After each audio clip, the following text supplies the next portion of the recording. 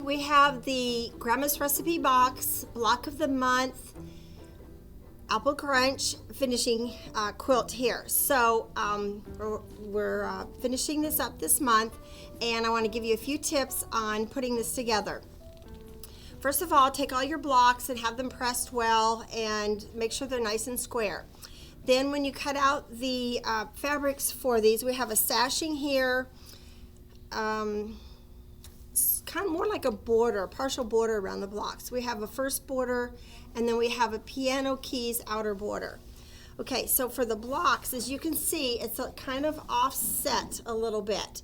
So each block has two border edges on it that's not bordered on all four sides.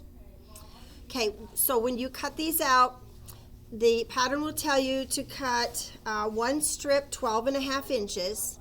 And then with that, you're going to cross cut that into 3-inch strips. The reason being that you will have the length of your rectangle here going with the lengthwise grain of the fabric, causing less stretch for you to deal with, because the crosswise grain has more give to it than the lengthwise.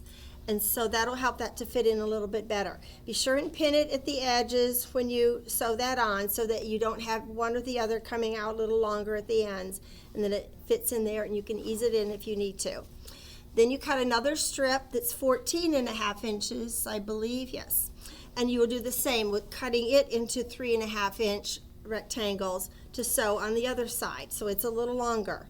So your blocks will all end up being square because you've added to only two sides here, and they will all be 14.5 inches unfinished. Okay, then to lay it out, the best way to do that is just to follow the diagram on the pattern, and then you will know which way to lay out. If you want this here, you don't want it up there, unless you want to try and figure it all out on your own. But if you just follow the layout diagram, it'll make it easy to put those out. Once you put these in place on your floor, table, or design wall where you want them, and then you can just turn them so that they will be like this. Hope that makes sense. Okay, the finishing kits will be available hopefully by mid-September. And this included in that will be 8 different prints for your piano keys outer border. So you will take these prints, or 1/4 yard 9-inch cuts, and you'll cut these into 3.5-inch strips. You have 2 3.5-inch strips from each of these, and then you will sew these together. You'll sew 4 of them together to make a strip set. It will show you on the pattern here. Make a strip set, and then you're going to cross cut those into 6.5-inch units. So what you'll end up with is 1, 2, 3, 4 rectangles that are sewed together, because you've already had a long strip set, and then you will cut those into smaller units there.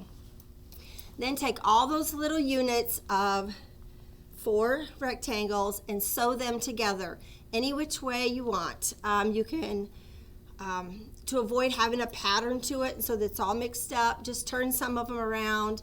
You'll have 2 different strip sets. You'll have these 2 and these 2, and if you wanted to really mix it up, you could cut it at the fold here, and then mix it up even more as you sew 4 together. But anyway, you want to do that. Okay, the thing about the piano keys border, the diagram shows a little border around here like that, but don't go counting these. It's not the same as what's actually on here. I did the best with my graphics. And then you'll have a whole length of them sewed together for the sides. It probably won't come out the exact measurement that you have this. So there's a couple things you can do. If it's longer, then you can take in some of the seams. And what I've done is maybe just a 1/16 of an inch wider on some of the seams spread out throughout there. It doesn't even show up. If it's still a little long, or if it's only a little long to begin with, what you can end up doing is just having one at the end that you cut off. Right here, this rectangle is actually maybe about 2 inches. That's quite all right. There's nothing wrong with that. It doesn't show up in this mixture of colors here.